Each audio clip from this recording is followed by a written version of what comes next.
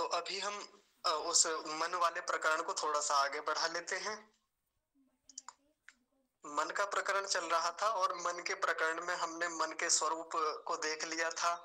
मन के स्वभाव पर हमने बातें की थी।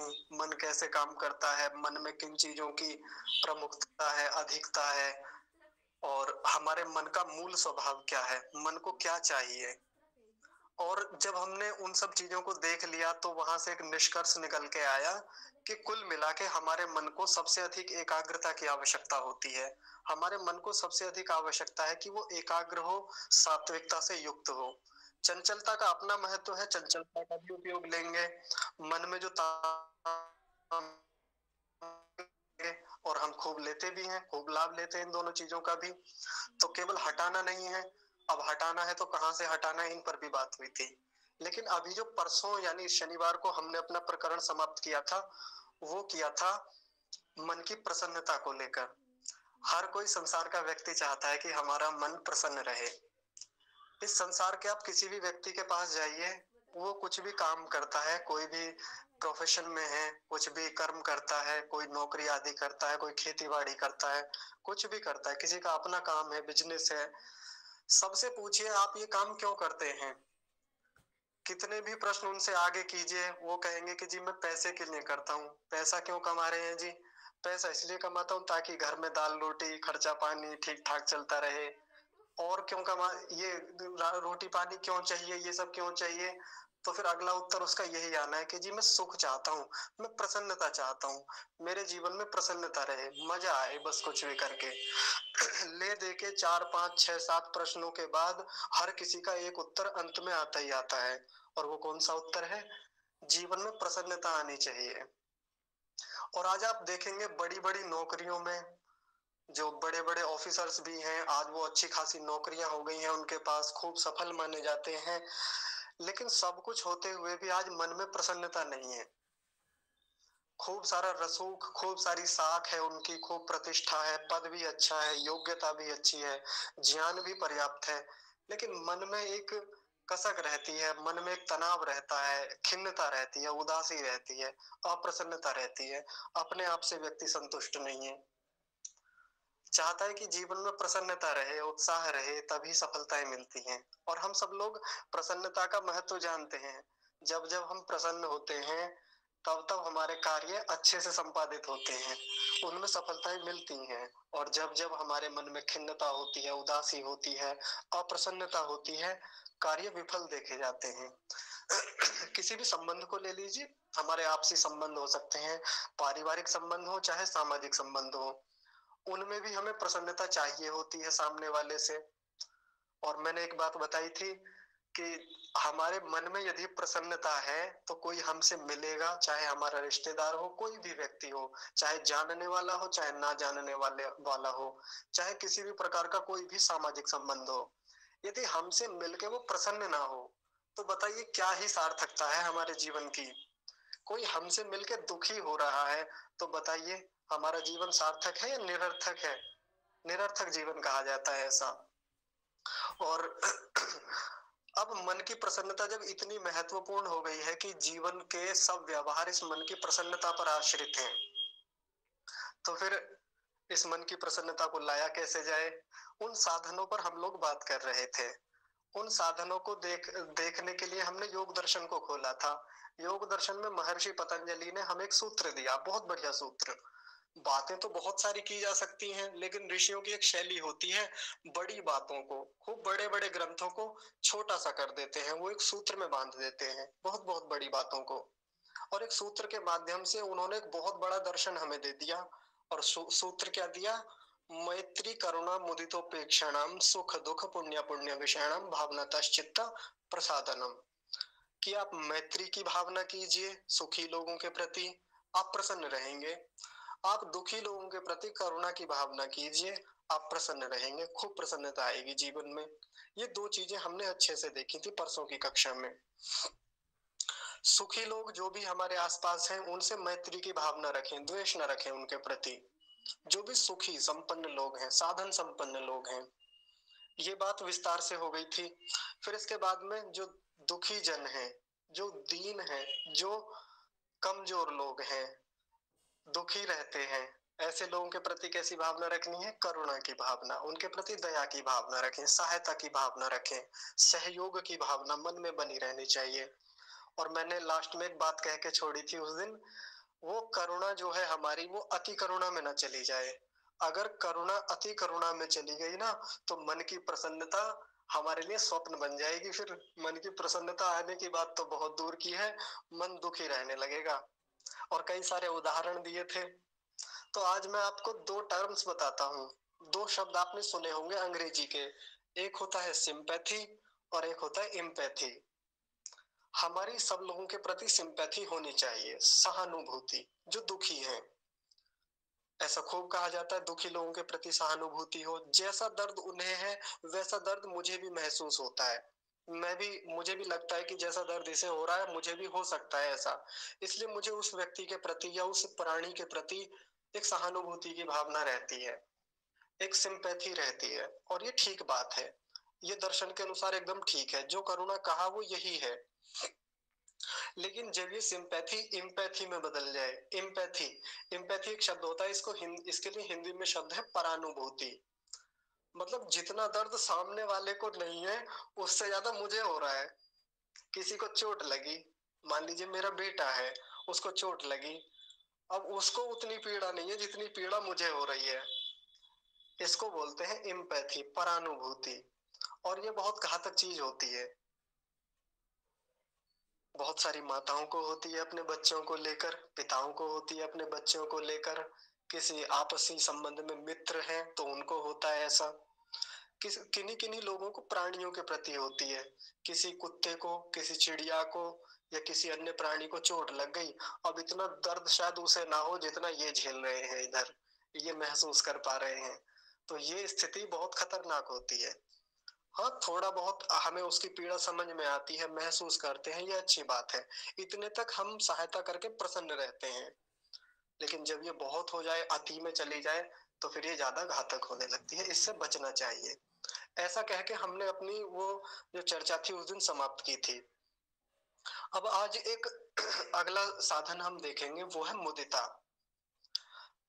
मुदिता यानी हर्ष की भावना, खुश रहने की भावना, प्रसन्नता की भावना। ये चित्त प्रसादन से संबंधित ही है, तो केवल मुदिता शब्द में बार बार बोलूंगा। जब भी मैं मुदिता कहूं तो आप उसे हर्ष समझिए, हर्ष। तो जब मुदिता की भावना हो तो वो किन के प्रति हो? तो वहां पर ऋषि ने कहा कि पुण्य आत्माओं के प्रति, जो भी सज्जन हैं, धार्मिक लोग हैं, पुण्य आत्मा हैं, उनके प्रति हम मुदिता की भावना करें। कैसे करें? इसका देखिए तरीका क्या है करने का। जैसे मान लीजिए मेरे आचार्य हैं, मेरे आचार्य बहुत बड़े विद्वान हैं और वो मुझे पढ़ाते हैं वो मुझे विद्या का दान देते हैं। इसके अलावा भी आचार्य जी बहुत धर्म के कार्य करते हैं, बहुत ऊंची उनकी योग्यता है। आचार्य जी से मेरी बातें भी नहीं होती, आचार्य जी को मैंने कभी देखा भी नहीं ठीक से, मैं यूट्यूब से पढ़ता हूँ उनसे। लेकिन जब भी मुझे आचार्य जी की स्मृति होती है ना, आचार्य जी की याद आती है, जब भी कभी उनकी छवि मेरे सामने आ जाए, आंखों के सामने, सोशल मीडिया पर देख लूं उन्हें, मन में एकदम प्रसन्नता भर जाती है, मुदिता से भर उठता है मेरा मन, आह्लाद होता है। इसे कहते हैं मुदिता। अभी कुछ किया नहीं आचार्य ने मेरे लिए, ना मैंने आचार्य के लिए कुछ किया, ना मैत्री की भावना थी, ना मेरे पास करुणा की स्थिति थी, ना सहयोग की भावना, कुछ नहीं किया मैंने आचार्य जी के लिए। लेकिन फिर भी साफ नहीं आ रही है। अच्छा, अन्य को भी नहीं आ रही क्या मेरी आवाज? जी आवाज आ रही आ रही है। माता जी आप ही को नहीं आ रही, बाकियों को तो आ रही है।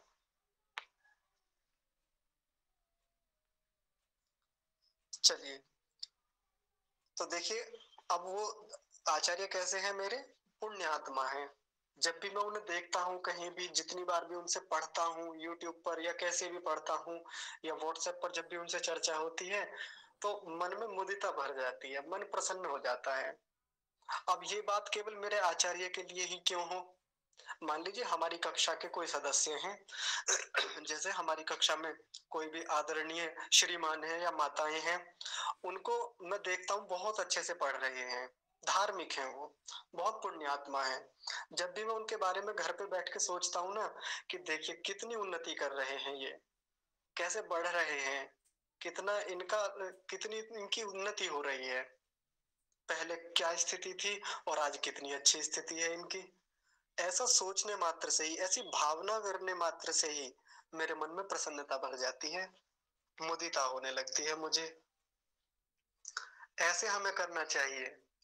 नहीं तो होता क्या है, आज मैं आपके सामने एक बड़ा गंभीर बड़ी गंभीर चर्चा रखने वाला हूँ। एक बड़ा गंभीर प्रकरण है। अभी हाल ही में सोशल मीडिया पर यानी फेसबुक पर आचार्य अग्निव्रत नैष्ठिक जी, आपने नाम सुना होगा। वैदिक फिजिक्स चैनल के वो स्वामी हैं और उसी के वो संचालक भी हैं, चलाते हैं, और बहुत अच्छे बड़े विद्वान व्यक्ति हैं वो। तो उन्होंने फेसबुक पर एक बहुत बड़ा लेख लिखा जिसमें उन्होंने टारगेट किया था आचार्य सत्यजित जी को, मुनि सत्यजित जी को, और टारगेट करके उन्होंने बहुत सारे प्रश्न उनके लिए लिखे। अब इन दोनों लोगों में एक डिबेट चल रही है काफी दिनों से, आपसी चल रहा है कुछ मामला उनका। अब द्वेष कहें क्या कहें ये तो अच्छे से वो जाने या परमपिता परमात्मा जाने। तो उन्होंने एक बहुत लंबा लेख लिखा इनके लिए, कई सारी उल्टी सीधी बातें भी लिखी। अब मेरा झुकाव जो है वो है आचार्य सत्यजित जी की ओर, क्योंकि मैं इन्हीं से पढ़ा हूँ, लंबे समय से पढ़ा हूँ। तो जब कोई मेरे आचार्य के प्रति कुछ ऐसा बोले तो थोड़ा दुख तो होगा, गुस्सा भी आएगा, लेकिन मन में गुस्सा नहीं था। क्यों? क्योंकि मैं हमेशा तैयार रहता हूँ मेरे गुरुओं के प्रति आलोचना सुनने के लिए। कोई मेरे गुरु की आलोचना कर रहा है, मैं सुनने के लिए हमेशा तत्पर बैठा रहता हूँ। ये नहीं कि मैं अंधभक्त हूँ कि नहीं मेरे गुरु जी ऐसे हो ही नहीं सकते, मेरे गुरुजी तो महान है, मेरे गुरुजी तो साक्षात ईश्वर का अवतार है, इनसे गलती हो ही नहीं सकती, सारी दुनिया से गलती हो जाएगी, मेरे गुरुजी के गलत हो ही नहीं सकते। तो गुरुजी कितने भी महान हो, आलोचना सुनने के लिए तैयार था मैं। वहां पर आराम से वो लेख पढ़ा, बिना किसी पूर्वाग्रह के। कोई भी ऐसा पूर्व मान्यता मैं बना के पढ़ ही नहीं रहा था कि ये मेरे गुरु हैं या वो मेरे गुरु नहीं है, वो मेरे गुरु की का अपमान कर रहे हैं, ऐसा कर रहे हैं, कोई भावना नहीं थी। एकदम निष्पक्ष होके, न्यूट्रल होके मैं पढ़ रहा था। सारा पढ़ चुका। एक दो दिन बाद फिर अच्छा टिप्पणियां भी पढ़ी बहुत सारे लोगों की। बहुत कुछ लोग बोल रहे थे आचार्य जी के प्रति, उनके समर्थन में, इनके विरोध में। अभी 2-3 दिन ही हुए थे, इतने में आचार्य सत्यजित जी ने उनसे भी बड़ा लेख लिख दिया फेसबुक पर, उनके उत्तर देते हुए। प्रत्येक पंक्ति का उन्होंने उत्तर दिया, पंक्तिशः उत्तर। मैंने वो भी न्यूट्रल होके पढ़ा। ऐसा नहीं था कि देखो आचार्य जी ने उत्तर दे दिया और इस बार निरुत्तर कर दिया, बहुत बढ़िया जवाब दिया, ऐसा दिया। इन सब बातों को एक और रखते हुए आराम से मैंने दोनों को पढ़ा। वहां भी टिप्पणियां पढ़ी, इनके समर्थन में, उनके विरोध में। ऐसे में होता क्या है कि जिनकी योग्यता कोई विशेष नहीं होती, केवल अपने गुरुओं के प्रति आग्रही हैं, वो लोग एक दूसरे के प्रति द्वेष पाल लेते हैं, ईर्ष्या पाल लेते हैं। ये वाला मेरे गुरु को ऐसे कह रहा है, वो वाला मेरे गुरु जी को ऐसे कह रहा है, ये हमारे गुरु जी उसको कह रहे हैं, तो अब आएगा मजा, अब आएगा ये, अब आएगा स्वाद। तो ऐसी चीजें चलती रहती हैं। लेकिन धार्मिक लोग दोनों हैं, दोनों पुण्यात्मा हैं, चाहे वो मुनि सत्यजित जी हों, चाहे आचार्य अग्निव्रत नैष्ठिक जी हों। सच में दोनों पुण्यात्मा हैं, बड़े विद्वान हैं।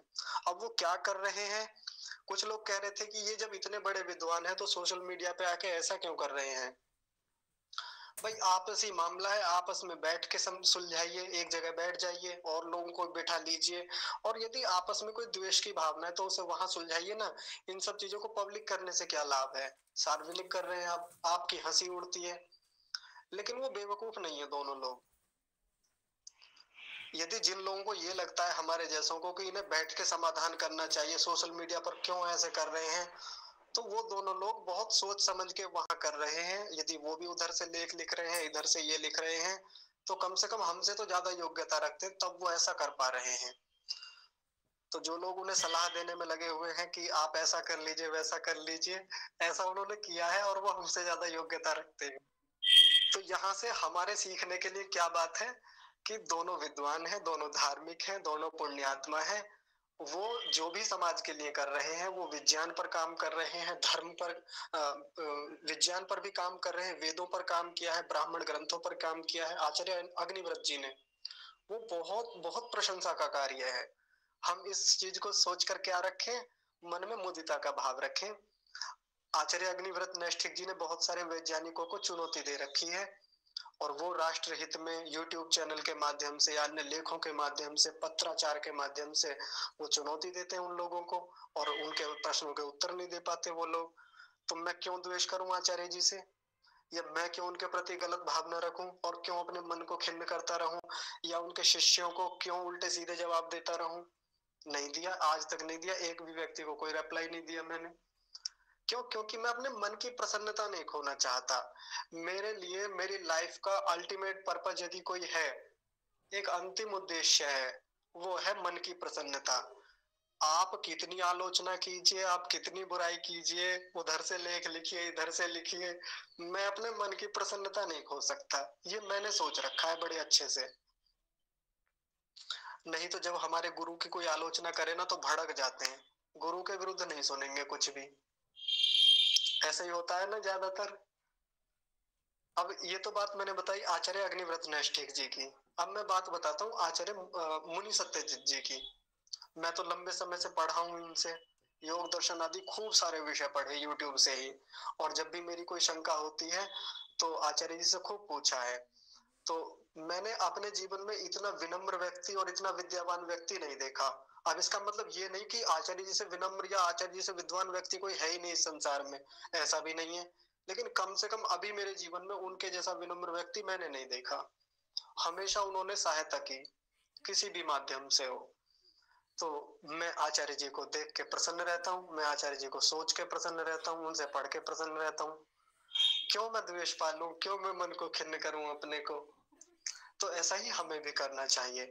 हमारे आस पड़ोस में, हमारे समाज में कोई व्यक्ति किसी भी वर्ग का है, किसी भी संगठन का है, उसके प्रति मैत्री की भावना रखें, मुदिता की भावना रखें, यदि वो पुण्य आत्मा है, धार्मिक है तो।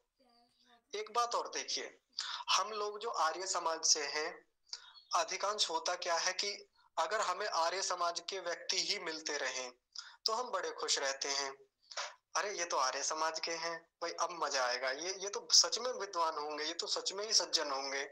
और यदि कोई दूसरे मत वाला मिल जाए, मान लीजिए कोई शांति कुंज संस्था का मिल जाए, तो एकदम मन में क्या भाव आता है, ये तो पाखंडी है, ये तो ऐसे हैं, इन्होंने अपना अलग ही मत चला रखा है, इन्होंने ऐसा चला रखा है जी। या कोई और संस्था के मिल जाए, राधा स्वामी के मिल जाए या ब्रह्म कुमारी संस्था के मिल जाए, ये तो पाखंडी हैं, ये तो ऐसे हैं, इन्होंने ऐसा कर रखा, इन्होंने तो वेदों के विरुद्ध आचरण करते हैं, ऐसा करते हैं, वैसा करते हैं।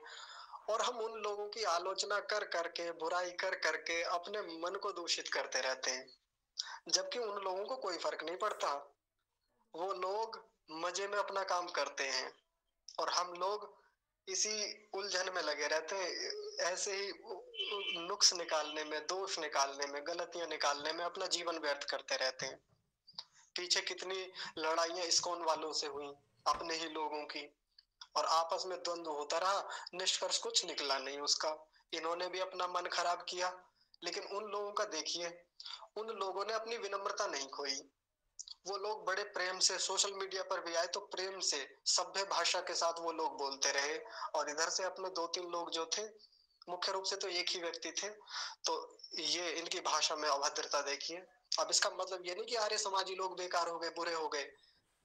तो यहाँ मैं बस एक बात बताना चाहता हूँ, अन्य मतों के लोग जो हैं, अन्य संस्थाओं वाले लोग जो हैं, अन्य संगठनों के लोग जो हैं, यदि वो धार्मिक हैं, सच में सज्जन हैं, पुण्य आत्मा है, उनका सम्मान करना चाहिए। उनको देख के, उनके कार्यों को जब हम देखते हैं तो उनसे प्रसन्न रहना चाहिए। नहीं, अपने मन को अप्रसन्न करके क्या लाभ, बताइए। कोई लाभ होगा? अपनी ही हानि होगी।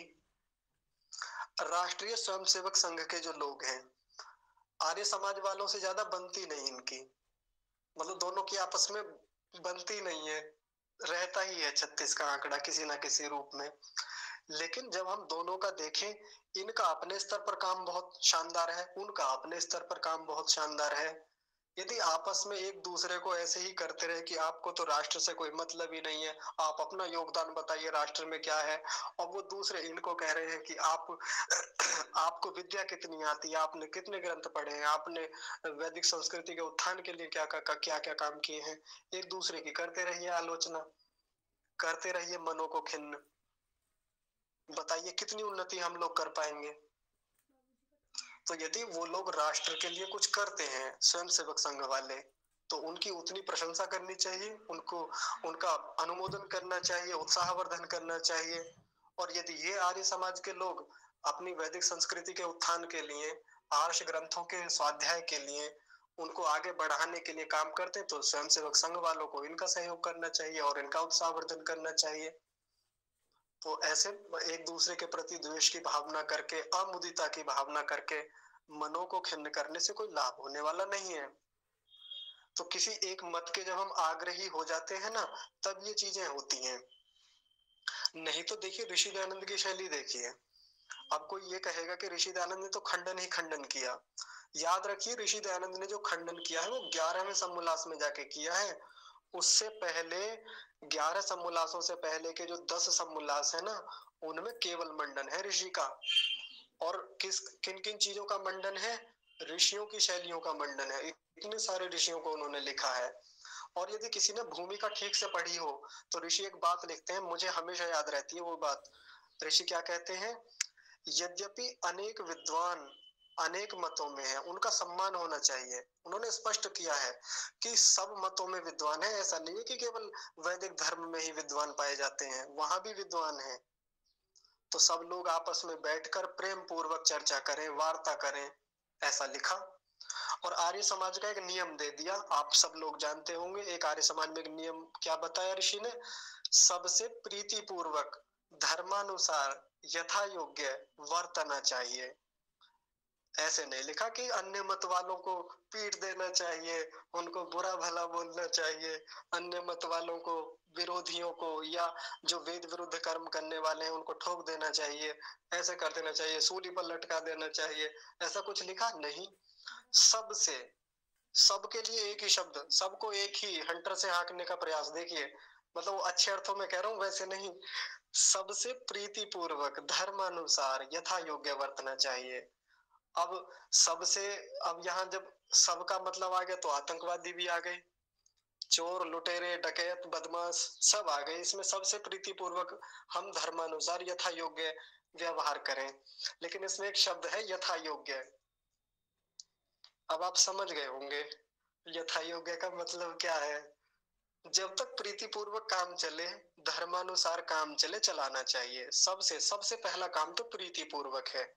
धार्मिक लोगों से भी अधार्मिक लोगों से भी प्रीति पूर्वक हमारा आचरण हो, धर्मानुसार जैसा वेद कहता है वैसा आचरण हो, है ना, उसको भी दुख ना हो। लेकिन यदि वो अधार्मिक व्यक्ति है, मानता नहीं है, अव्यवस्थाएं पहला फैलाता है समाज में, धर्म के विरुद्ध कार्य करता है, तो फिर यथा योग्य शब्द दिया ऋषि ने। फिर उसको उसी की भाषा में समझाने का सामर्थ्य भी होना चाहिए हमारा। वही बात, वही पुराना डायलॉग मेरा वाला जो हम सुनाते रहे, आप समझ गए होंगे। हम गांधी जी को भी पूछते हैं और चंद्रशेखर आजाद को भी, है ना। तो कुल मिला के बात चल रही थी मन की प्रसन्नता को लेकर। मन की प्रसन्नता न जाए। और जो एक मेरा तकिया कलाम जैसा है, जो मैं हमेशा कहता हूँ, कई लोगों ने तो अपने स्टेटस पर भी लगाया, और वो एक लगता है ना, वो व्हाट्सएप पर भी लगा के रखते हैं जो सबको दिखता है कुछ भेजने से पहले, वहां भी लगा के रखा हुआ है, प्राण जाए पर प्रसादन न जाए। तो जीवन में कुछ भी कर लें, कैसे भी हो, कि कैसी भी परिस्थितियां आए, सारी चीजें हो जाए, लेकिन मन की प्रसन्नता नहीं जानी चाहिए। तो जो भी पुण्य आत्माएं हैं, धार्मिक लोग हैं, सज्जन लोग हैं, उनके प्रति मुदिता, चाहे दूसरे मतों के लोग हैं। अब जैसे मुस्लिमों के प्रति होता है, सारे मुस्लिम एक जैसे नहीं होते। अब ये बात अलग है कि यदि 28 करोड़ मुसलमान हैं, तो उनमें कोई एक दो ही होते हैं वो जो अच्छे होते हैं, जैसे डॉक्टर एपीजे अब्दुल कलाम साहब, या अब्दुल हमीद जैसे, या अशफाकुल्ला खान जैसे। तो जब दूसरे मतों के लोग हैं, ऐसे भी तो लोग हैं, इनके प्रति मुदिता की भावना बना के रखें। अब केवल इसी आधार पर उस व्यक्ति से घृणा करें, ये तो मुसलमान है, इसको तो सनातनी होना चाहिए। तो फिर अब हम इसी जद्दोजहद में लगे हुए हैं कि बस ये कैसे सनातनी बन जाए, आर्य बन जाए या हिंदू बन जाए। तो ऐसा सोच सोच के मन को परेशान नहीं करना भाई। एपीजे अब्दुल कलाम जी ने राष्ट्र हित में इतना काम किया, ये सोच के हम अपने मन को प्रसन्न रखें। अब्दुल हमीद जी ने देश के लिए इतना बड़ा बलिदान दिया, ये सोच के हम मन को प्रसन्न रखें अपने। तो ये भी तो पुण्यात्मा थे। तो ऐसे पुण्यात्माओं के प्रति विचार करके अपने मन को कैसा रखें हम, प्रसन्न रखें, चित्त प्रसादन बनाए रखें। 3 चीजें हो गई, मैत्री, करुणा, मुदिता। बस एक चौथी बात और है, इसको करके समाप्त करते हैं। यदि कुछ बचता है तो फिर कल देखेंगे। एक चौथा बिंदु है उपेक्षा। उपेक्षा क्या है? अंग्रेजी में इसके लिए एक शब्द जैसा चलता है, वो है इग्नोरेंस या इग्नोर करना। अब इग्नोर किसको करना, उपेक्षा किसकी करनी? तो वो लिखा वहां पर अपुण्य आत्माओं के प्रति, जो पाप आत्माएं हैं, दुष्ट हैं, अधार्मिक लोग हैं। यदि हमारे जीवन में, हमारे आसपास समाज में ऐसे लोग हैं तो उनकी उपेक्षा करनी चाहिए। अब उपेक्षा करने का प्रायः यही अर्थ लिया जाता है जैसा अंग्रेजी में चलता है, इग्नोर करना, छोड़ देना। लेकिन ये मतलब नहीं है यहाँ मुख्य रूप से। यहाँ कहा ऋषि ने, ऋषि दयानंद ने सत्यार्थ प्रकाश में इस शब्द को खोला और कहते हैं न, यहाँ उपेक्षा का अर्थ बताया, न राग और न द्वेष रखना ऐसे लोगों के प्रति। ना तो राग रखना और न द्वेष। ध्यान से सुनेंगे, यदि कोई अधार्मिक व्यक्ति हमारे पल्ले पड़ जाए, हमारे संपर्क में आ जाए, वो बहुत दुष्ट व्यक्ति है, तो क्या करें उसके प्रति? न राग रखें न द्वेष रखें। कैसे? अगर राग रखेंगे उसके प्रति कि उसको अपना मित्र ही बना लें, उसके प्रति एकदम लगाव हो गया, बहुत गहरा लगाव कर लिया हमने, तो इसकी पता है हानि क्या होगी? अपने जैसा बना लेगा कुछ दिन में हमें। इसलिए ऐसे लोगों के प्रति राग न रखें बिल्कुल भी। दूसरा है न द्वेष रखें इनके प्रति। अगर द्वेष रखेंगे मन में तो फिर लड़ाइयां होंगी, और लड़ाइयां होंगी, युद्ध होंगे, तो फिर वो मन को खिन्न करेंगे। तो जैसा इग्नोर की बात की है कि वो कुछ भी कर रहे हैं समाज में, इग्नोर कीजिए, करने दीजिए। वो खूब उत्पात मचाए हुए हैं, कुछ भी कर रहे हैं, तो क्या उन्हें मचाने दिया जाए? तो उनके लिए अलग व्यवहार है। अभी यहाँ प्रसंग केवल मन की प्रसन्नता का चल रहा है। कभी आप ये सोचें कि फिर तो आतंकवादी हुए, चोर डकैत लुटेरे बदमाश कुछ भी हुए, व्यभिचारी बलात्कारी, वो कुछ भी करते रहे, हम इग्नोर कर दें क्या उन्हें? हम क्या उनकी उपेक्षा कर दें? तो यहाँ प्रसंग अभी केवल मन की प्रसन्नता का चल रहा है। उन लोगों का क्या इलाज होना चाहिए, वो एक अलग प्रसंग है। ठीक है? तो कोई व्यक्ति समाज में अव्यवस्था फैलाता है अपने अधर्म आचरणों के कारण, अपने दुर्व्यवहार के कारण। अब होता क्या है, उधर वो उत्पात मचाए हुए हैं, इधर हम अपने मन को खिन्न कर रहे हैं।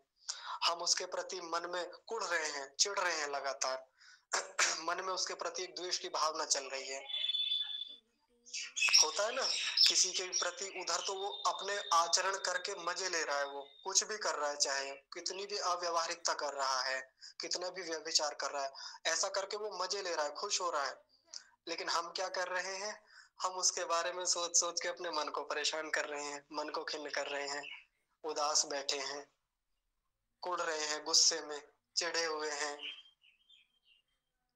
मैं फिर एक बार इस बात को दोबारा दोहराता हूँ, इग्नोर करने, यहाँ उपेक्षा का मतलब ये नहीं है छोड़ देना सामने वाले को। इलाज क्या होना चाहिए, उसका क्या उपचार होना चाहिए, वो एक दूसरा प्रसंग है।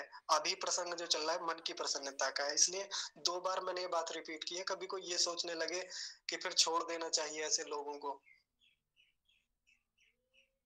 कुल मिला के उपेक्षा करें। ये लोग हमारे घरों में भी हो सकते हैं। कई बार होता यह है, हमारे ही घर का कोई सदस्य हो जो अव्यवहारिक निकल जाए। हमारे घर का भी तो कोई सदस्य हो सकता है दुरात्मा, कोई भी अपुण्य आत्मा, अधार्मिक व्यक्ति। सुधारने के पूरे प्रयास कर लिए, हमने पूरे संस्कार देने का कार्य किया, यद्यपि कई बार ऐसा होता है कि जब उसको संस्कार देने चाहिए थे तब दिए नहीं। अब परेशान है, अब समाधान ढूंढते हैं दुनिया भर के, इसको कैसे सुधारें, इसको कैसे ठीक करें, मानता ही नहीं है। या कई बार हमारे घर की जो माताएं होती हैं, उनको एक बड़ी शिकायत इस चीज से रहती है, और वो सच में है, वो गंभीर बात है, एकदम जेन्युइन है, कि विवाह होके वो जिस घर में गई, अब वहां पति भी उनके अनुकूल नहीं थे, सास ससुर अनुकूल नहीं थे, ननद, देवरानी, ज्येष्ठानी वो अनुकूल नहीं मिली। तो होता है बिल्कुल ऐसा। अब इनमें इनका तो वश है नहीं, ना इन्होंने किया है परिवार को, ये तो भाई उस घर के अपने परिवार के संस्कारों की बात है। उस घर का अपने पालन पोषण की एक व्यवस्था थी ऐसी, कि वो लोग ऐसे हैं वहां के। इसमें तो इनका कोई जोर नहीं। अब ये याद अगर ये सुधारने लग जाए कि मैं तो सुधार के मानूंगी इसे, तो फिर याद रखिए अपने जैसा कर लेंगे अगर सुधारने में लगे तो, या मन को खिन्न रखेंगे आप। मन ही खिन्न होते हैं ज्यादातर यदि सुधार का प्रयास किया। और कम से कम घर की बहुएं तो उस घर के सदस्यों का सुधार कर ही नहीं सकती। एक ही तरीका है यदि वो लोग सुधर सके तो, और वो तरीका है हमारा आचरण, घर की बहू का आचरण।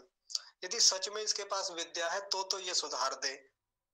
और वो भी कह के नहीं सुधारेगी, बस आचरण से सुधार दे तो सुधार दे, इसके अलावा और कोई तरीका इस संसार में नहीं है। तो ऐसी स्थिति में क्या करें जब वो घर के लोग नहीं समझ पा रहे हैं इसकी भावनाओं को। बेचारी ने खूब बलिदान दिए हैं, खूब कमाया है, खूब अपना जीवन लगाया है इन लोगों के लिए, मतलब पूरे प्रयास करके देख लिए इसने। तो अब अंतिम स्थिति में क्या करे? तो अंतिम स्थिति बचती है उपेक्षा वाली, जो ऋषि ने कही है, उपेक्षा। ऐसे लोगों की उपेक्षा करें, करने दे जो कर रहे हैं। अब सबसे मुख्य लग जाए अपनी उन्नति पर, अपनी संतानों की उन्नति पर। मुझे अपने संतानों को योग्य बनाना है। मुझे संतानों से भी पहले स्वयं को योग्य बनाना है।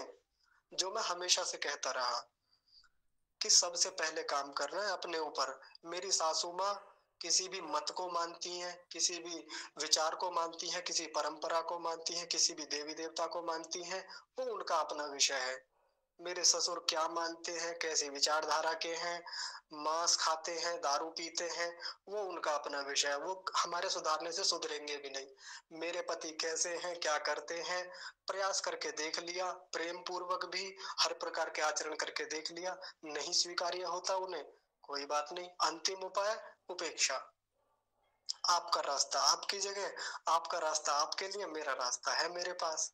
मुझे तो अपनी उन्नति करनी है अब, क्योंकि मेरी यात्रा है और मेरे अकेले की यात्रा है। हमारी जो यात्रा है, जो हमारा मुख्य लक्ष्य है, जिसके लिए हम यहाँ आए हैं, वो हमारी अकेले की यात्रा है। ना तो उसमें मेरे पति मेरे साथ है, ना मेरी पत्नी मेरे साथ है, मेरे माता पिता भी मेरे साथ नहीं है। उस यात्रा पर तो मुझे अकेले निकलना है। जब ये लक्ष्य हमारे जीवन का बन जाएगा ना, तो फिर हम ऐसे दुरात्माओं की, जो सच में दुरात्मा है, तो फिर हम उनकी उपेक्षा करने लगेंगे। अब मेरे कहने का ये तात्पर्य बिल्कुल नहीं है कि यदि आपकी सास ससुर के साथ नहीं बनती तो अब सब अंशों में फिर सास ससुर ही दोषी हो गए। अपने भीतर भी देख लेना चाहिए कई बार खोज करके, कहीं मेरे भीतर ही तो कोई और चीज कमी नहीं है कि जिसके कारण चीजें ठीक हो नहीं पा रही हैं बहुत प्रयासों के बाद भी। नहीं तो एक बड़ा दोषारोपण इसी चीज पे लगा रहता है कि ये तो घर के सास ससुर ही ऐसे हैं, बहू बेचारी ऐसी है, परेशान करके रखी हुई है। आजकल चलता है ना, ऐसा ही होता है ज्यादातर। तो थोड़ा अपने ऊपर भी देख लेना चाहिए, और नहीं तो जब लगता है सारे प्रयास भी कर लिए, अपना भी अवलोकन कर लिया कि मैंने तो सच में ठीक ही किया है और धर्म पूर्वक ही अपना कर्तव्य का पालन किया, लेकिन ये लोग मानने को तैयार नहीं, ये लोग मेरा शोषण करना छोड़ ही नहीं रहे हैं, तो फिर बाकी भी उपाय हो सकते हैं, लेकिन एक सबसे अच्छा उपाय यही है, उपेक्षा करें, अपनी उन्नति पे ध्यान दें, मन की प्रसन्नता को ना जाने दें। कुल मिला के बात यह है। अब कई लोगों को ये लग रहा होगा उपदेश देना बहुत आसान है ना? कई माताओं को भी ऐसा लगता होगा उपदेश देना बहुत आसान है, स्त्री होते तो पता चल जाता, ऐसा लग रहा होगा ना कई लोगों को। शादी होती तो पता चलता आपको कैसे जिया जाता है जीवन। तो देखिए सब लोगों के अपने अपने चैलेंज होते हैं भाई, बहुओं के अपने चैलेंज हैं, बेटों के अपने चैलेंज हैं, सास ससुर की अपनी समस्याएं हैं, बहुओं की अपनी समस्याएं हैं, पिताओं के अपने उत्तरदायित्व हैं, बच्चों के अपने उत्तरदायित्व हैं। तो हर किसी के अपने लेवल पर अपने चैलेंज हैं, अपने उत्तरदायित्व हैं। तो मैं भी जिस जिस प्लेटफॉर्म पर हूँ यहाँ, वहाँ मेरे अपने चैलेंज हैं, पुरुष होने के अपने चैलेंज हैं, बेटा होने के अपने चैलेंज हैं। तो मैं भी समझता हूँ उन चीजों को कि कहाँ कहाँ मुझे किन की उपेक्षा करनी है, किन के साथ कैसा व्यवहार रखना है, किस स्थिति में। तो वहां मेरा पूरा प्रयास रहता है। अब ऐसा नहीं है कि मैं जिस परिवार में हूँ ये शुद्ध धार्मिक परिवार है, या प्राचीन काल से ही ये श्री राम के ही वंशज यहाँ पैदा होते रहे और मुझे एक बहुत सभ्य परिवार मिला, ऐसा भी नहीं है।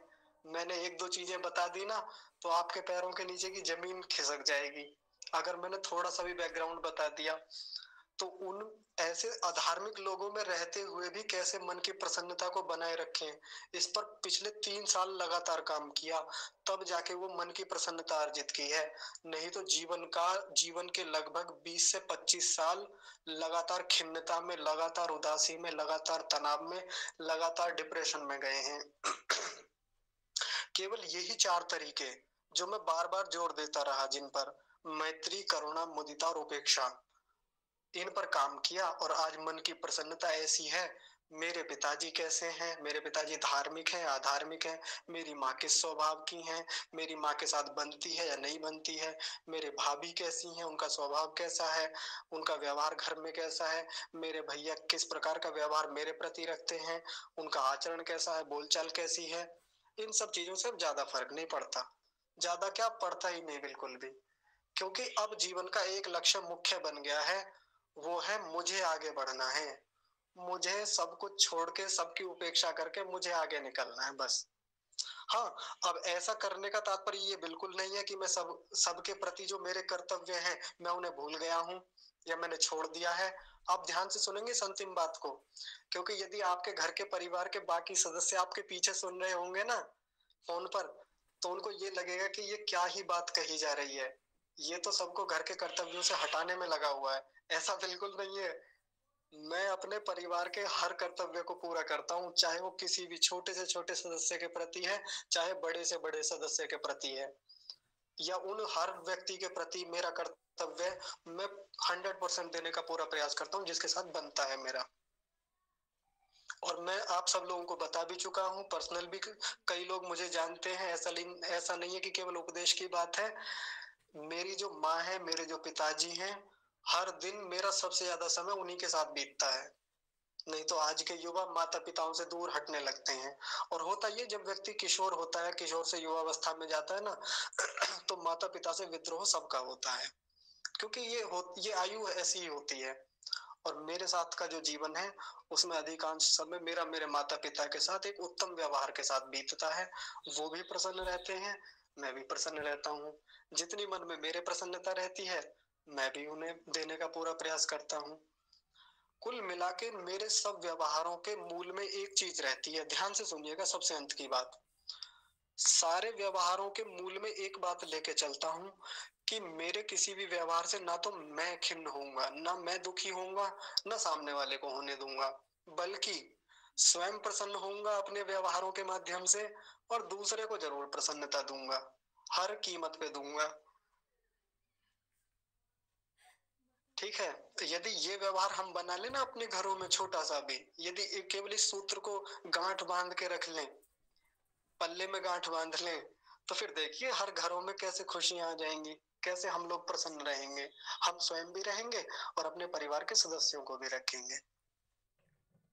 तो आज का ये सूत्र तो यही पूरा होता है, लेकिन इस पर आगे चर्चा और होगी, और भी व्यवहारों को देखेंगे कि मन को कैसे प्रसन्न और रखा जाए, कैसे व्यवहारों को और ठीक किया जाए, आपसी पारिवारिक जो व्यवहार हैं, सामाजिक व्यवहार हैं, उन पर और कैसे काम किया जाए कि हमारे मन की प्रसन्नता बढ़े। लेकिन आज की कक्षा को तो हम यही विराम देंगे।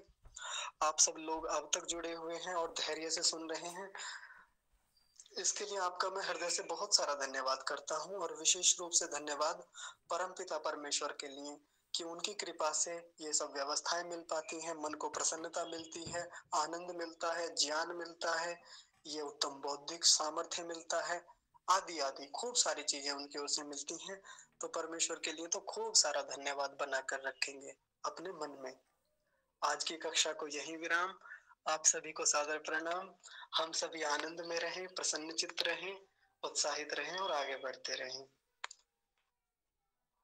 धन्यवाद आचार्य जी।